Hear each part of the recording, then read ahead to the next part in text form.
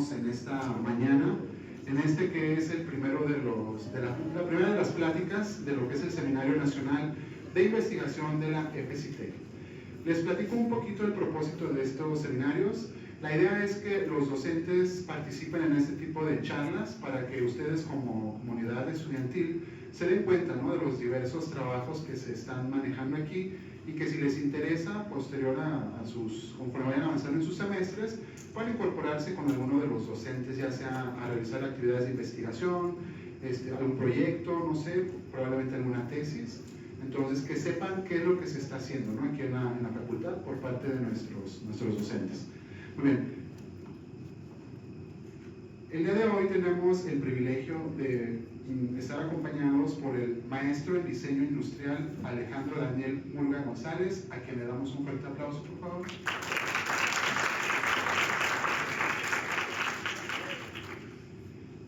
El maestro el día de hoy nos va a platicar su charla que lleva como título Ergonomía y usabilidad en espacios interactivos.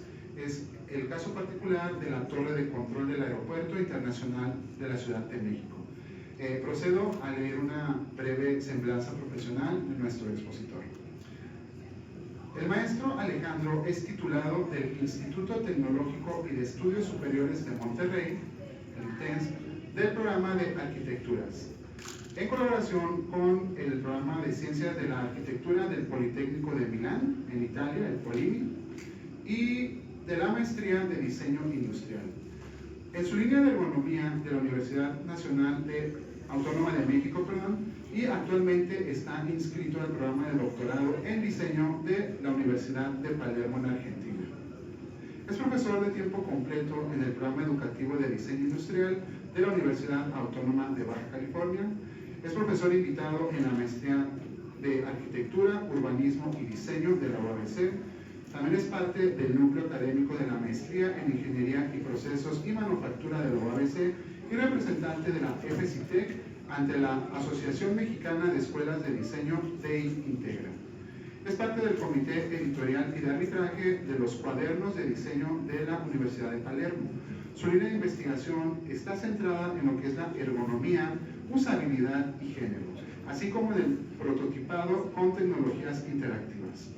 En el ámbito profesional participó en la modernización de la torre de control del Aeropuerto Internacional de la Ciudad de México.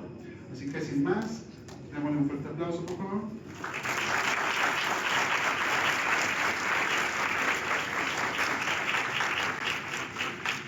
Bueno, ¿qué tal? Pues bienvenidos, bienvenidas sean a esta charla, y agradezco mucho a los esfuerzos del doctor Ulises, del doctor Luis Villarreal, por generar estos espacios de intercambio en los cuales se da a conocer qué han hecho los profesores investigadores de la facultad con el fin de seguir promoviendo el conocimiento y la ciencia, ¿no? Considero que es muy importante que toda la comunidad esté consciente del estado del arte del conocimiento, de las líneas, de la ciencia, particularmente de las líneas que se manejan en esta facultad, y de alguna manera eso da una explicación de por qué los programas educativos van a donde van y por qué crecemos hacia donde crecemos. Entonces, bueno, pues yo les vengo a hablar un poco de algo que pocos conocen, de mi línea de investigación a nivel de la maestría y de mi experiencia profesional, porque en algunas ocasiones me han preguntado, bueno, ¿qué haces?, ¿no? Algunas veces me han preguntado si me dedico a diseño de modas, y yo digo, no, para nada. Pero espero que esta plática dé un poco de contexto de por qué hago lo que hago en el programa educativo y por qué tengo las posturas que tengo ante el diseño de las cosas, ¿no? Y bueno, justamente les vengo a hablar de mi experiencia profesional e investigativa en el aeropuerto de la Ciudad de México. Yo estuve viviendo en la Ciudad de México posterior a estudiar. Yo soy originario de Monterrey. Para 2013 dije, me voy a la Ciudad de México a probar nuevos horizontes, porque estaba un poco aburrido y cansado de diseñar para cierto sector social en términos de arquitectura. No me agradaba mucho esa idea, había una semillita, una espinita que me estaba generando comezón y decía, bueno, esto no es lo mío, esto me incomoda, digo, de ninguna manera lo desacredito, lo demerito, pero ya tenía como cierta idea de enfocarme o de inclinarme hacia la investigación. Y tuve cierto acercamiento inclusive desde la secundaria con la domótica, ¿no? Que es el área que se trató de consolidar para optimizar los espacios domésticos en términos tecnológicos y que posteriormente me acercó a la ergonomía desde muy temprana edad. Entonces, al terminar de estudiar arquitectura, y justamente hay un cambio paradigmático en los modelos de enseñanza a nivel nacional, donde sobre todo las disciplinas proyectuales, las disciplinas de diseño eran enseñadas como técnicas y no como ciencias. En realidad, pues quienes estudiaban diseño y todas las ramas asociadas, pues no leían mucho, perdón. En las clases no se les daba bibliografía, sobre todo en los talleres de diseño, pues decían, bueno, vamos a replicar lo que hicieron los arquitectos famosos en esta época, una y otra vez, y no había esta reflexión profunda de por qué la disciplina está como está, cuál es su trasfondo teórico, metodológico, filosófico, si es que lo existe, ¿no? Y ya conforme a la renovación de los planes de estudios, de un tiempo para acá, se empieza a valorar la figura del profesor investigador, de la investigación en la academia y de la investigación en las disciplinas proyectuales. Entonces, justamente me tocó ese desaire, esa decepción de sentir que no había de alguna manera conocido suficiente del pensamiento del diseño en mi experiencia profesional, y eso me orilló a buscar nuevos horizontes. Entonces me mudé a la Ciudad de México más por temas personales de mi proyecto de vida, pero también buscando una experiencia diferente al típico despacho de diseño. Entonces yo quería vivir de alguna manera la experiencia de Godín, saber lo que eran prestaciones, ¿no? Porque justamente en las disciplinas proyectuales como que eso es un mito. Y entonces fue cuando me entrevistaron para una empresa de soluciones tecnológicas que estaba desbordada de ingenieros, no eran puros ingenieros, y yo era el único que pretendía entrar como diseñador / arquitecto. Pero eso no lo sabía, ¿no? En el momento de la entrevista me dijeron, bueno, vas a diseñar mobiliario especializado. Y yo con una actitud un poco, pues admito, soberbia, ¿no? De la que aprendí en mi programa educativo, de que los arquitectos lo pueden todo. Entonces dije, bueno, claro, históricamente los arquitectos han diseñado mobiliario, yo creo que lo voy a poder hacer.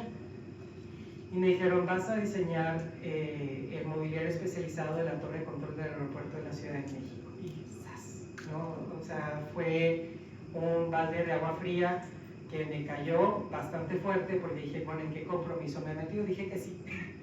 Yo dije que sí, y dije, bueno, a ver qué pasa, pues esto es lo que quería. Yo quería diversificación, y diversificación había tenido enfrente. Entonces acepté, y con mucho esfuerzo, con mucha dedicación, mucho compromiso, inclusive pues reconociendo el trabajo que colegas míos, no solo de la empresa misma, porque la empresa no se hacía diseño, sino la empresa colega con la que estaban colaborando, una empresa italiana, pues habían colaborado justamente en proyectos anteriores, nunca en torres de control, pero sí en centros de control aeronáutico. Y entonces yo veía la experiencia anterior con los documentos históricos, y pues me atreví a hacer una propuesta, y esa propuesta sigue vigente al día de hoy en el aeropuerto de la Ciudad de México. Ahora, con esa experiencia profesional dije, es necesario estudiar diseño, es necesario estudiar a nivel científico, porque un diseño se justifica como tal. Porque me imagino que tendrán algún conocimiento, la obra pública se licita, existen licitaciones, y las torres de control no escapan a esa estructura. Entonces yo decía, ¿cómo es posible que en una licitación no esté especificado porque un diseño es bueno o malo, más allá de las cuestiones económicas? Ustedes saben que hay ciertos requisitos básicos que se cubren en la licitación, que son muy básicos, pero lo que más importa es el aspecto económico, no irse arriba, no irse abajo, estar en un rango, y en ese rango pues que nadie conoce, porque eso no se publica, pues es cuando se determina cuando una licitación es mejor que otro, o un concurso es mejor que otro, y entonces seleccionan a un proveedor, y es así como se efectúan las licitaciones. Entonces yo decía, bueno, más allá de la normativa ISO, que habla sobre el diseño ergonómico de centros de control, no hay nada más específico para una torre. Las torres son diferentes a estos cuartos cerrados donde hay máquinas. Entonces, ¿cómo eso se puede de alguna manera determinar desde la ciencia? Y por eso me acerqué al posgrado de diseño industrial de la UNAM, que tiene una línea de ergonomía. Yo sin saber nada, yo quería vivir la experiencia de estudiar la UNAM, porque la UNAM es la máxima casa de estudios. Fue un proyecto social de modernización bastante importante que impactó la historia de la academia en México, y pues yo decía, quiero estudiar, estoy aquí en la Ciudad de México, quiero acercarme, y sin saberlo, pues había gente que históricamente trabajó en ASA, en el AICM, ¿no? En Aeropuertos y Servicios Auxiliares, y en el AICM particularmente, en el Aeropuerto Benito Juárez, y que posteriormente también trabajó en la OASI, que es la organización de la ONU que es dedicada a la aviación civil, ¿no? Digamos, para explicarnos en términos llanos. Entonces, pues esa gente estaba ahí en el posgrado, en el momento de la entrevista me dijeron, pues yo trabajé en el AICM, yo trabajé en ASA diseñando ciertas cosas para los aeropuertos, y pues tenemos contactos que te puedan permitir hacer tu investigación de campo. Entonces estuvo perfecto. Porque una cosa que es muy importante a considerar en la investigación científica es tener acceso a lo que tú estudias. Entonces, ¿cómo me iba a atrever a estudiar las torres de control si no tenía acceso a ellas? Entonces era importante que, bueno, es importante como recomendación, un tip para ustedes, que si quieren estudiar las peras, pues tengan acceso a las peras. Entonces, pues mi experiencia profesional más los contactos que había en la UNAM con el aeropuerto, para mí fue algo que me ponía en cierta ventaja respecto a compañeros que tocaban el tema por primera vez y que no tenían ningún acercamiento de ningún tipo. Entonces eso, de alguna manera, agradezco al universo, porque no lo planeé así, que sucediera. Ya uno le va dando el significado y las situaciones. Y bueno, estos son los ejemplos de las consolas que yo diseñé. Son diseños enteramente propios. Ya, y renders igual, renders y planos propios, que después esta compañía de diseño los adaptó a sus líneas de producción. Y esta es la torre de control como se maneja hoy en día, con el diseño ya adaptado por esta empresa que les comento. Ahora, bueno, ya no conviene hablar de la reseña, ya la leyó amablemente el doctor Ulises, pero sí, van a decir por qué un arquitecto está coordinando diseño industrial y por qué se metió a los aeropuertos, bueno, cosas de la vida. Pero creo que más que nada es el interés por la investigación, es el interés por comprometerse con el diseño, y el diseño yo no lo veo actualmente como un diseño de que dicen que los diseñadores industriales en broma diseñan industrias, pero más allá sobre qué diseña el diseño industrial es cómo lo hace y para qué lo hace. Entonces es entender muy bien que diseñamos con un enfoque social, que diseñamos para una sociedad, y que justamente al entender esa sociedad vamos a determinar qué es lo que necesita y cuál es el resultado material que debe de venir a partir de esa investigación, de ese acercamiento, de ese compromiso social. Entonces puede ser justamente una torre de control, un zapato, una silla, no importa, porque eso no lo definimos nosotros, eso define la sociedad con su exigencia de emancipación. En la revolución industrial pues será muy necesario dar casa, habitación social a una sociedad trabajadora cada vez más creciente. Entonces pues la casa de interés social se creó como una noción, como un invento moderno, igual el mueble utilitario, que dejó de ser este mueble barroco. Entonces justamente el diseño va cambiando en cuestión social, pues su entendimiento y la manera en que aborda y soluciona. Entonces pues ahorita con la inteligencia artificial pues deberemos de pensar cómo es que tenemos que responder a la sociedad que nos está demandando algo, ¿no? Pongo justamente esa pregunta, ¿qué es diseño? Y irónicamente John Hesketh dice, diseñar es diseñar un diseño para producir un diseño, no nos dice nada. Entonces, es importante distinguir al diseño como un campo de conocimiento, como una academia, como una disciplina, más allá que un mero verbo, y que tiene una polisemia, y esa polisemia es histórica y lingüística y cultural. Diseño, la palabra diseño no existe en alemán, existe la palabra Gestaltung, y las escuelas que tenemos como referencia en Latinoamérica del diseño es Bauhaus y Ulm. Entonces entendemos el diseño como un Gestaltung, como un layout, una disposición, una sistematización de cosas, ¿no? De ahí el acercamiento funcional del funcionalismo alemán, pues, del diseño como una sistematización de la sociedad, ¿no? De entender inclusive al cuerpo humano, a la sociedad como una máquina que produce y que entra en contacto con la tecnología. En italiano no existe la palabra diseño tampoco. Sí existe la palabra diseñare, pero quiere decir dibujar, ¿no? Entonces no quiere decir diseño como lo entendemos en español. La palabra en italiano más adecuada podría ser el extranjerismo, design, pero eso es hacer trampa. Y la palabra en italiano que obedece al diseño es proyecto.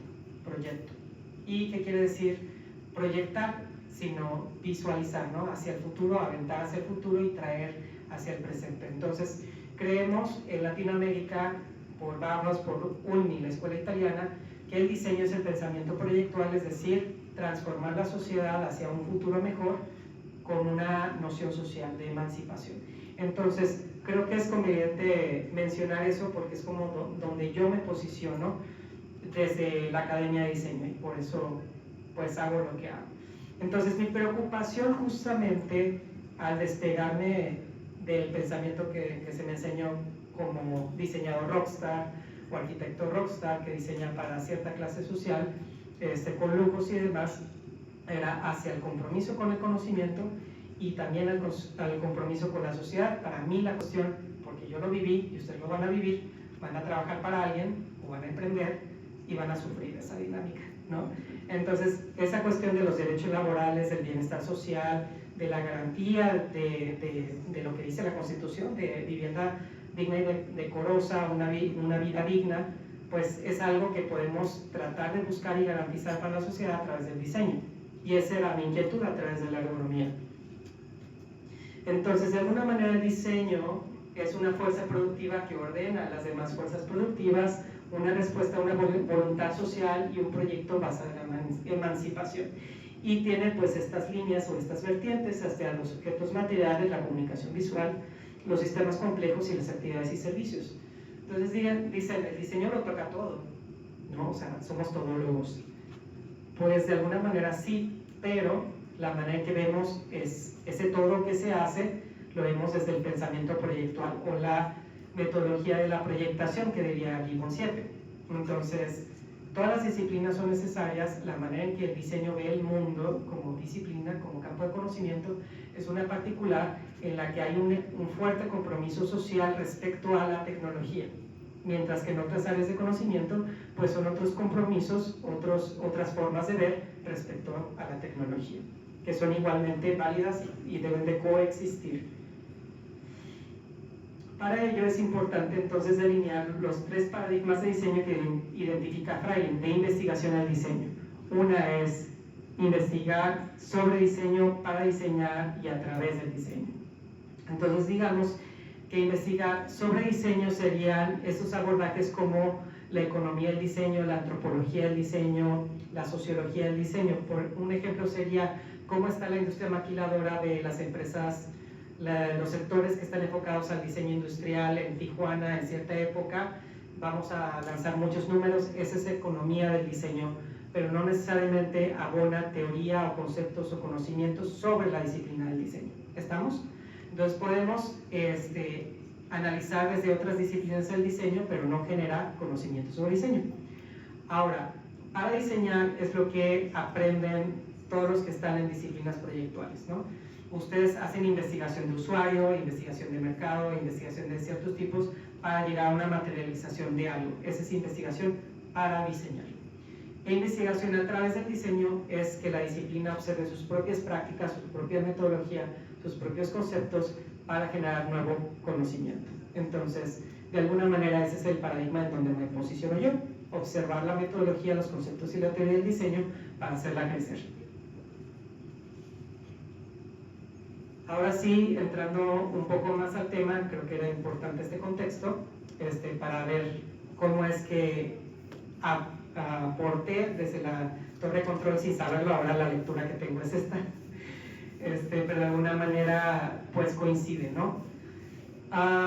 El abordaje que tuve en la maestría es desde la ergonomía y la cibernética, que emana de alguna manera o se asocia a la teoría de la comunicación. Por un lado, podríamos decir que la ergonomía empezó como algo meramente físico, la relación del cuerpo humano con el trabajo y la máquina, y la cibernética, que emana de la teoría de la comunicación, sobre los aspectos comunicativos referente a la tecnología. Y de ahí, pues, nace, digamos, como en la década de los 80s, la interacción humano-máquina, que deviene después la interacción humano-computadora, y conceptos como la interfaz son posibles porque justamente es el cruce, lo veo así, de estos dos campos, ¿no? Entonces, la interacción humano-computadora, que después se ve como el diseño de interfaces, permite entender espacios muy complejos e interactivos como el interior de una cabina de avión o el interior de un centro de control, porque nos es muy importante entender la parte física, cómo entra el cuerpo en la estación de trabajo, pero también cómo se comunica la mente con el trabajo, con la estación de trabajo y viceversa. Entonces, la ergonomía se entiende desde el 2000, me parece que es el 2000, por la International Ergonomics Association, como el entendimiento de las interacciones entre humanos y otros elementos de un sistema. Ahí está la visión sistémica.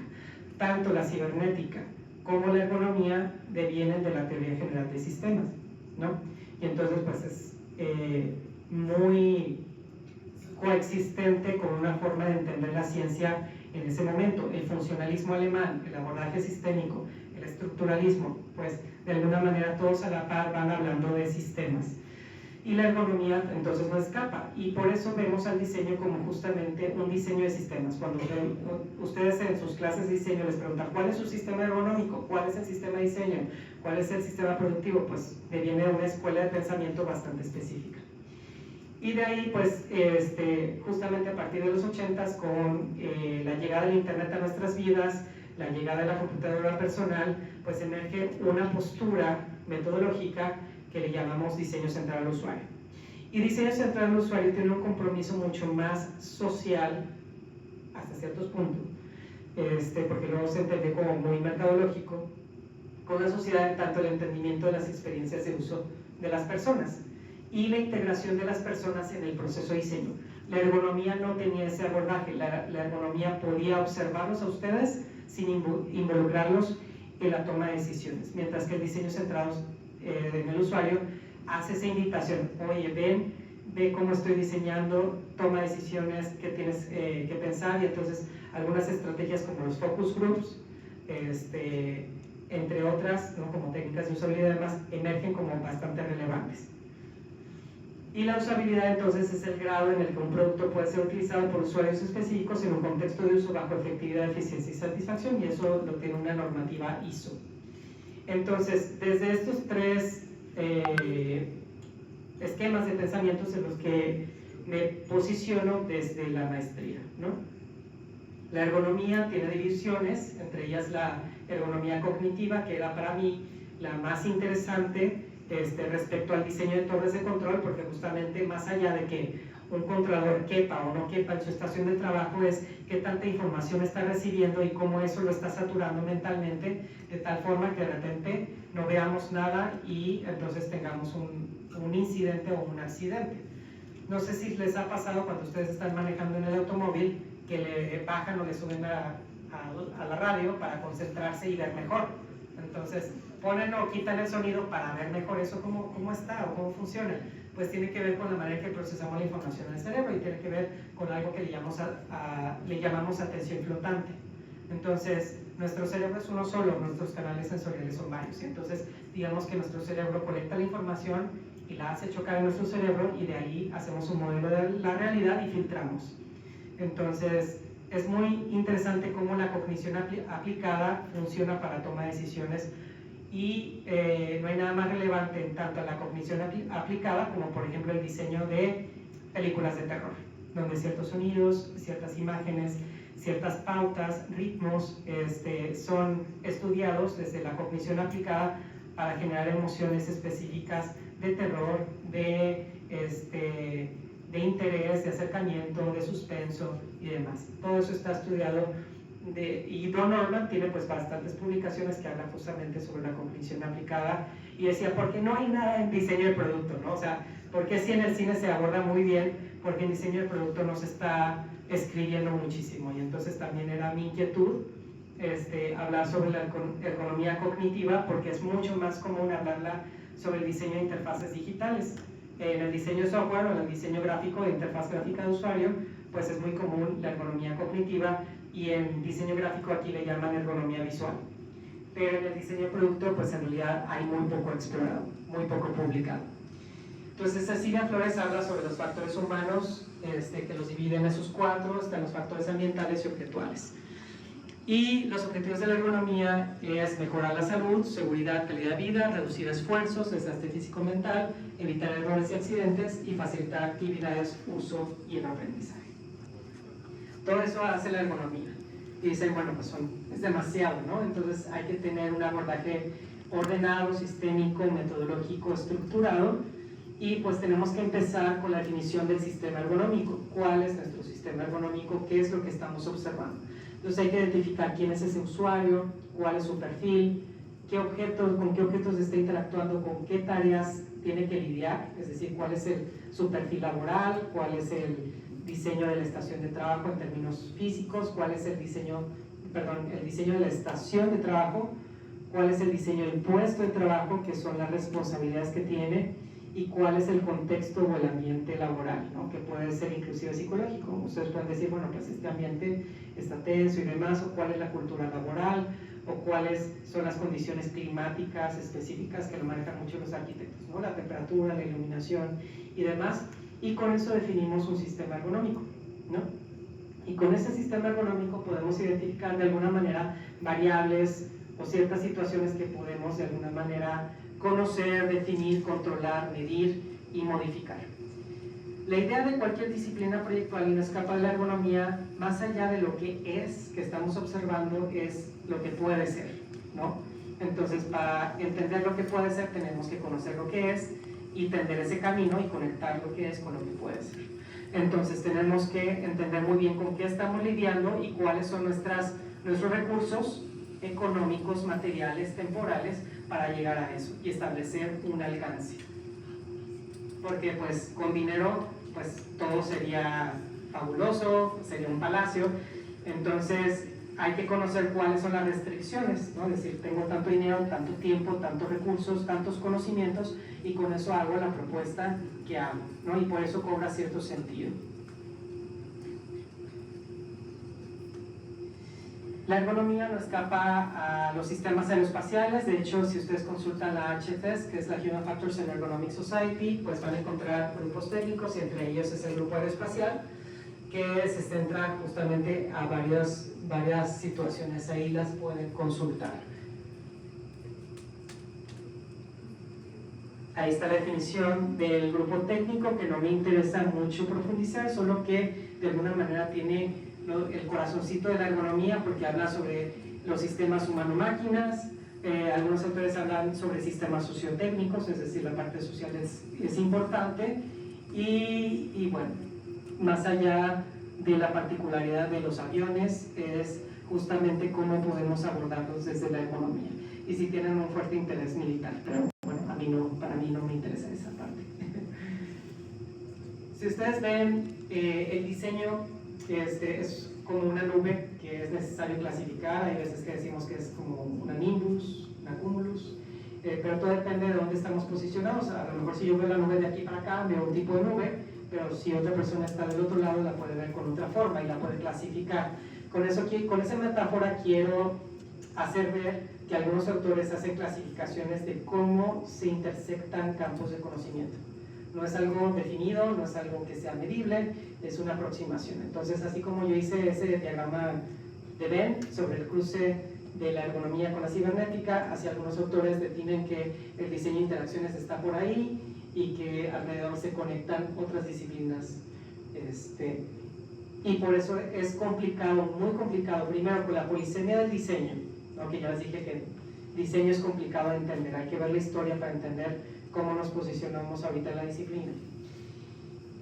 Si de por sí el diseño ya es polisémico y es confuso, ahora todas las tendencias actuales del diseño pues son más confusas y difusas.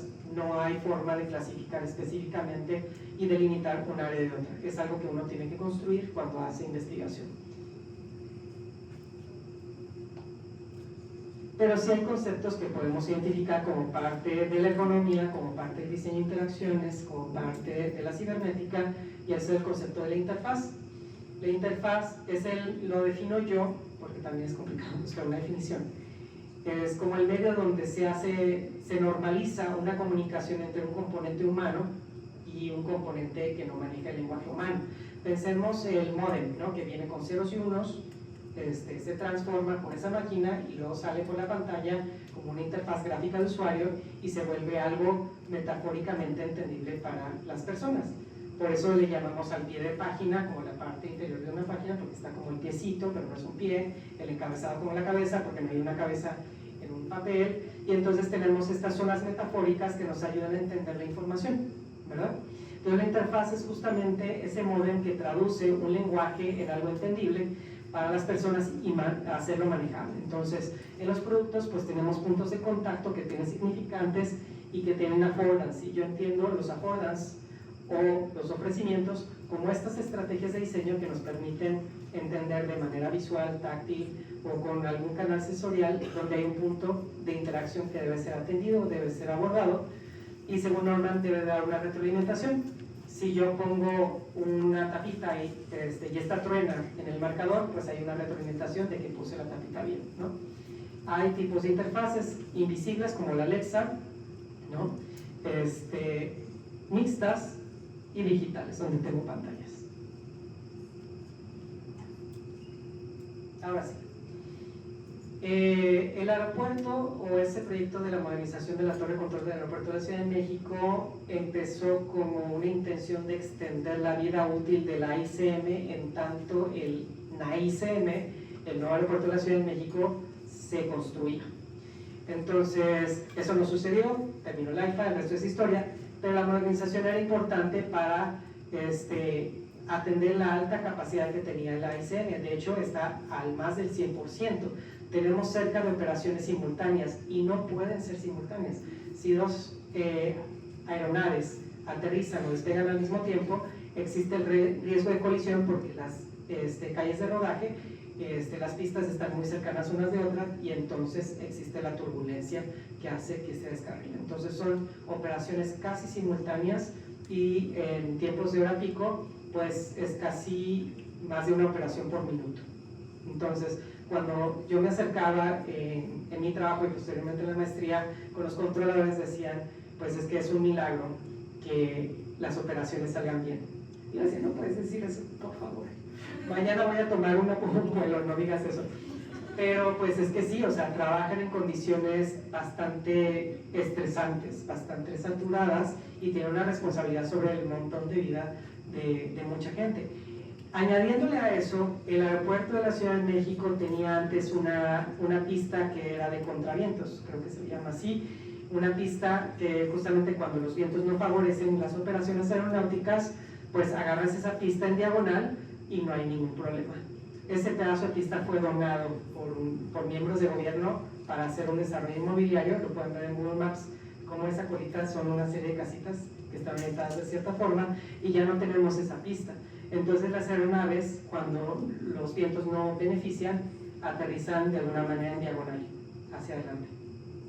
Y eso lo pude ver porque en mi trabajo estuvimos en las calles de rodaje fotografiando, porque estamos trabajando en un simulador y tenemos que fotografiar todas las instalaciones para modelar los aeropuertos. Era Monterrey, Mérida y Ciudad de México, y veía cómo las aeronaves aterrizaban como chuecas.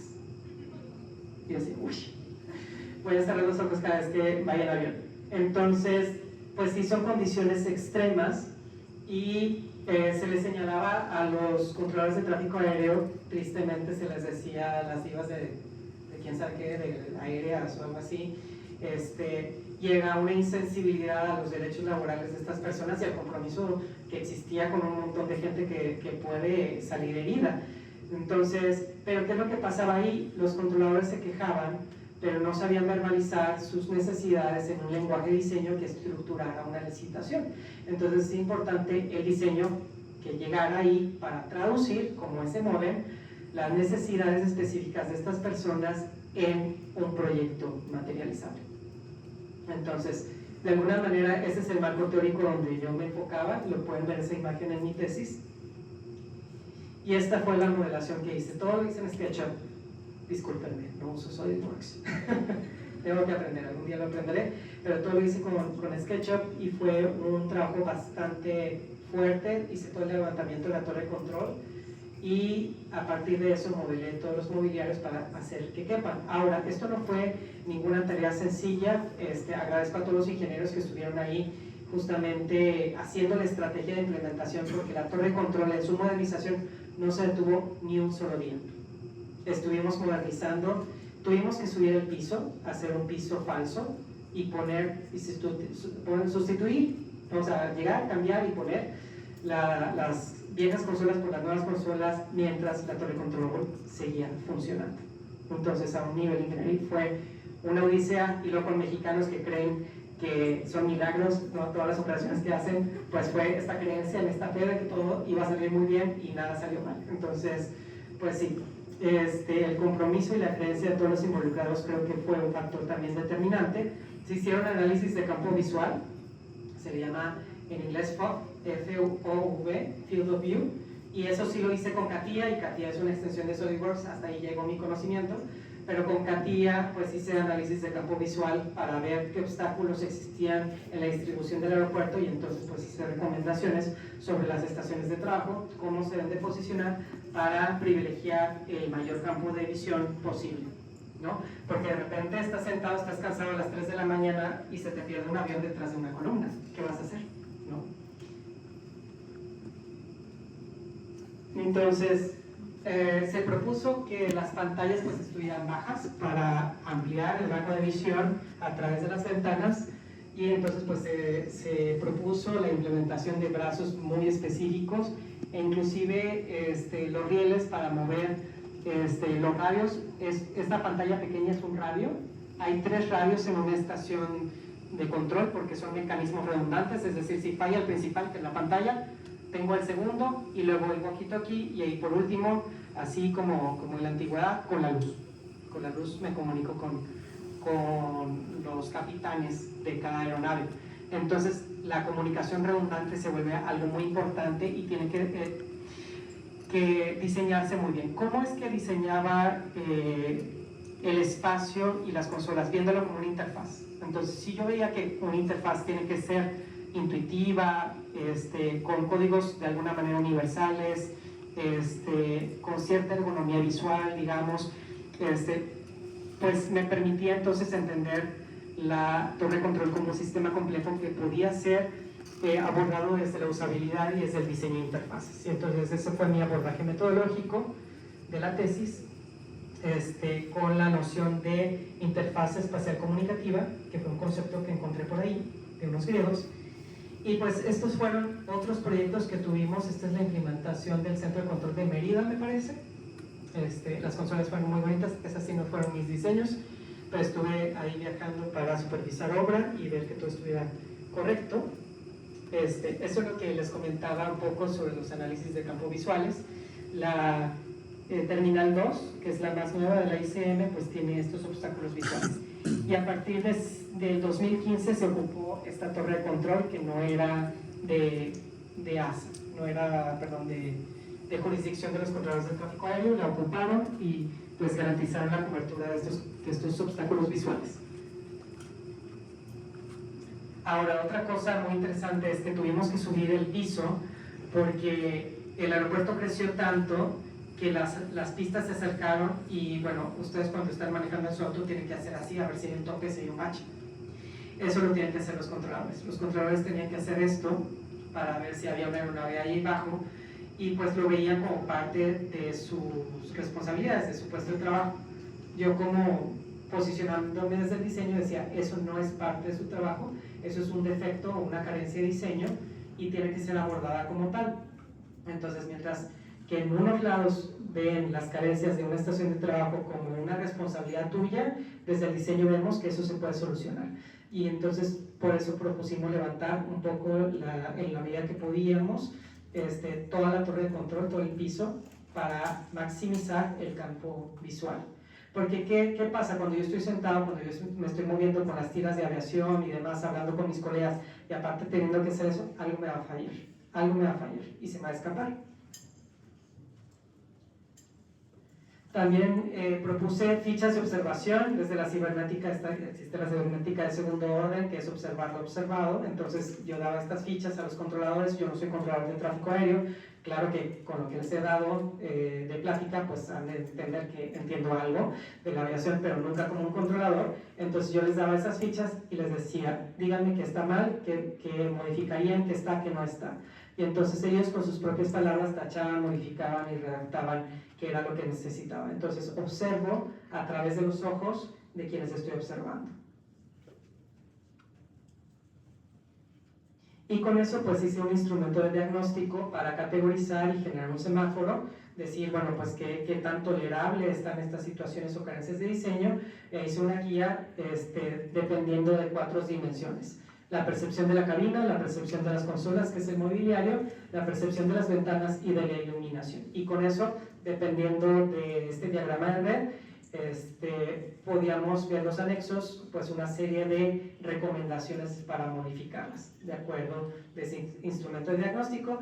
Lo apliqué en el aeropuerto de la Ciudad de México, en la torre de control, y como una hipótesis, ¿no? Que se debió de seguirse trabajando. Lamentablemente no tengo acceso libre a todas las torres de control para seguirlo aplicando, pero sí tuve acceso a la torre de Toluca, que fue un desastre, pero porque no lo diseñamos nosotros. Entonces, bueno. Pero sí, este instrumento puede ser usado por ergónomos o diseñadores que no tienen tanto conocimiento sobre la aviación, para una guía rápida y encontrar dónde están esos puntos rojos, para empezar a proponer desde ahí y no hacer una investigación desde cero como yo la había hecho en la maestría. Entonces esa fue mi propuesta de tesis de maestría, que la apliqué sobre mi mismo trabajo. Y entonces decían mis jefes, oye, pues no va a ser un autogol. Y yo decía, no, porque yo diseñé las consolas como parte de mi trabajo, y mi compromiso de la maestría era evaluarlo todo como un sistema. Entonces la consola puede estar bien o está mal, pero depende del contexto en el que esté insertado, que cobra sentido o no. Salió más o menos bien. Y ya con eso termino. Muchas gracias.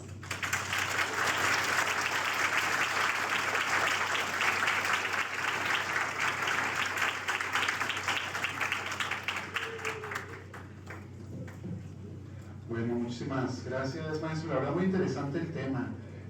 Bueno, tenemos tiempo todavía. Terminaste justo a tiempo.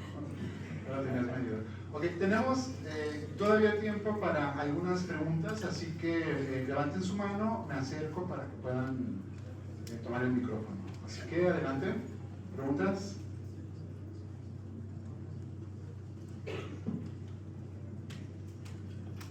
Maestro, ¿cuál fue la mayor resistencia al cambio en lo que usted estaba proponiendo? Bueno, hubo varias resistencias, varios frentes de ataque. El primero fue entrar como diseñador o como arquitecto en una empresa de ingenieros. Entonces, pues esa diferencia pues es ideológica y es como partidos políticos o fútbol o demás, ¿no? O sea, la gente se pone la camiseta pero ni siquiera sabe de dónde viene esa camiseta. Entonces era justamente el tratar de convencer a la gente de que era necesario una perspectiva de diseño y que podía esta ser demostrada. Por eso me acerqué a la maestría. Ese fue el primer frente que tuve que lidiar. El segundo frente, que abordan todos los que hacen investigación con personas, era el proceso de familiarización. Es decir, yo estuve como trabajador en la torre de control, es decir, diseñando como profesional, y después regresé como investigador.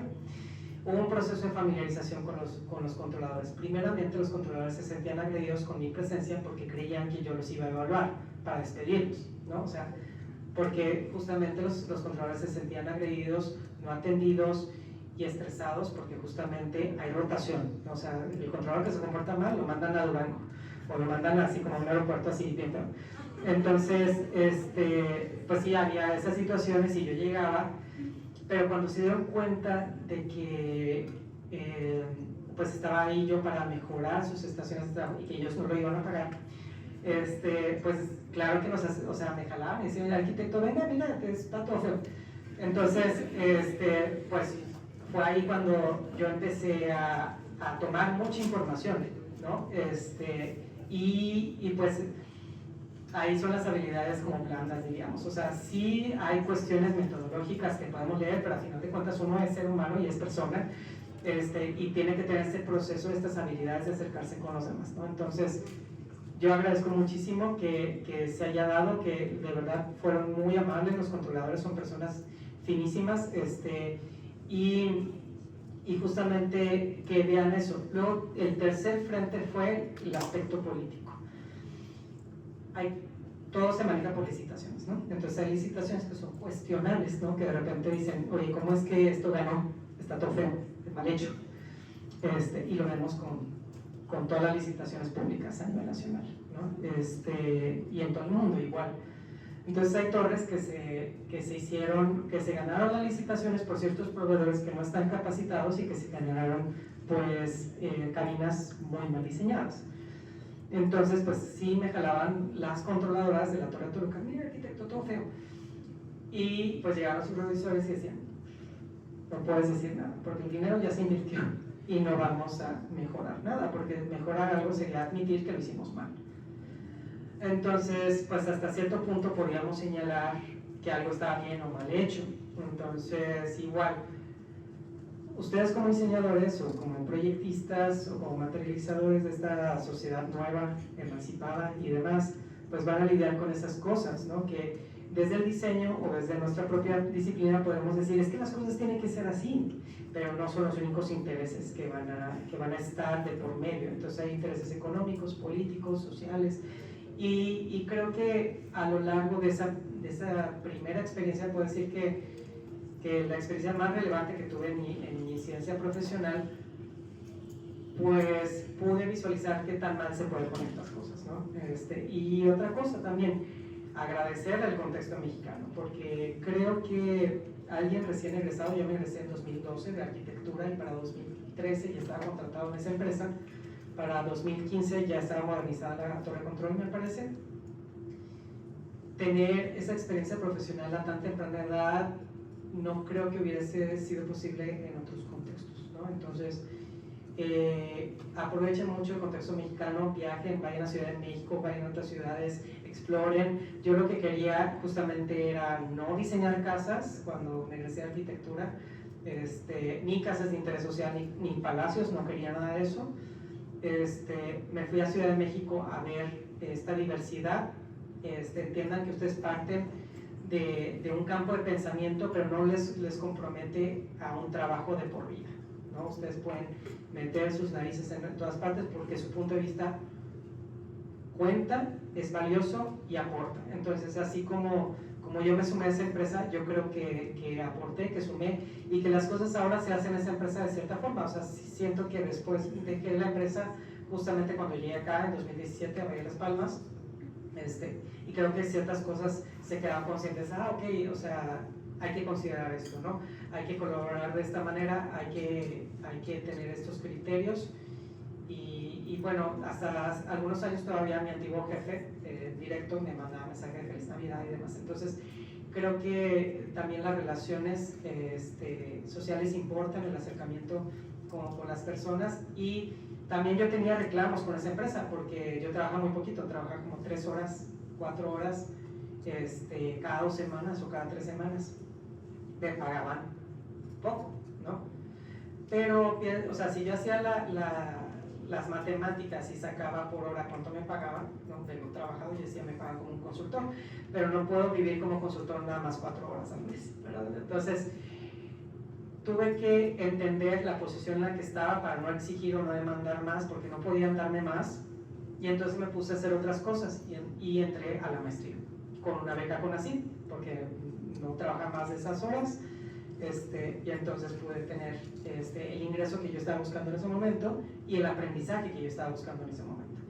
Ya cuando me sentí habilitado como maestro, entonces empecé a buscar trabajo como investigador y es como llegué a la facultad, porque justamente a partir de esa experiencia estoy casado con el conocimiento, ¿no? O sea, creo que si me hubieran enseñado eso en la carrera, yo le hubiera agradecido mucho. Claro, se hace el esfuerzo, nosotros hacemos el esfuerzo como profesores, pero nuestro compromiso, una vez egresados, es seguir sumando. Entonces, eso es lo que puedo decir. Gracias.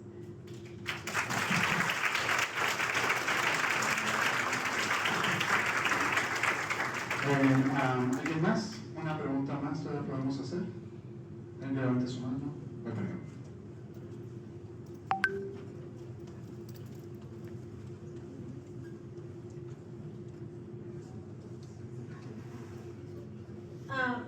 Buenos días, todavía. ¿Existió algún aspecto dentro de su experiencia en ese lugar que le planteó su forma de llevar sus investigaciones? Sí, totalmente. Yo no conocía la ergonomía como la conocía en el posgrado de diseño industrial. De hecho, pues llegué todavía aquí a Valle de las Palmas y seguí descubriendo. Hay una materia que diseñé que se llama Usabilidad para Diseñadores Industriales y justamente enseño cómo generar protocolos de investigación para entender cómo los objetos son fáciles o difíciles de usar y proponer mejoras. Entonces, sí, yo no conocía la usabilidad, conocía la ergonomía, pero no la usabilidad como un abordaje metodológico, y pues de ahí me casé con esa forma de conocer, que ya después agradezco la interacción con colegas como la doctora Melina Mao, que es mi directora de tesis, pues complejizar ese entendimiento y superar un poquito ese funcionalismo alemán para entender la complejidad social, ¿no? Entonces ahora desde mi línea doctoral estoy dando una complejidad social a ese entendimiento de la ergonomía, particularmente desde la perspectiva de género. Ok, bueno, entonces un fuerte aplauso, por favor.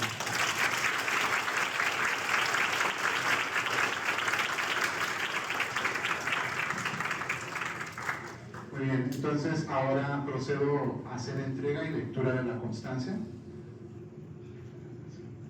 Ok, Universidad Autónoma de Baja California, Facultad de Ciencias de la Ingeniería y Tecnología, Unidad Valle de las Palmas, otorga la presente constancia al maestro Alejandro Daniel Burga González por su participación como ponente en el Seminario Nacional de Investigación con el tema Ergonomía y Usabilidad en Espacios Interactivos, caso Torre de Control del Aeropuerto Internacional de la Ciudad de México, presentada ante la comunidad universitaria de esta facultad, Tijuana, Baja California, México, a 20 de agosto de 2024. Por la realización plena del ser, firma nuestro director, el doctor David Abdel Mejía Medina.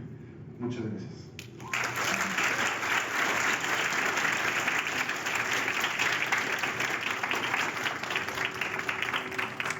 Muy bien, chicos, pues muchísimas gracias. Nada más un par de anuncios. Primero, no sé si por ahí están los códigos QR de lo que fue el pase de lista. Ahorita se nos pueden entregar, por favor. Y otra cosa, esta actividad, al igual que todos los seminarios del semestre, van a ser actividades 8 igual a 1. ¿Qué quiere decir? Que si tú asistes a los 8 seminarios que va a haber a lo largo del semestre, vas a ser acreedor a un crédito optativo. De hecho, por ahí tengo los códigos también para la actividad. Si gustan y les interesa, ahorita al final se acercan conmigo aquí enfrente y les entrego el código. Bueno, nos esperamos en el próximo seminario y hasta luego.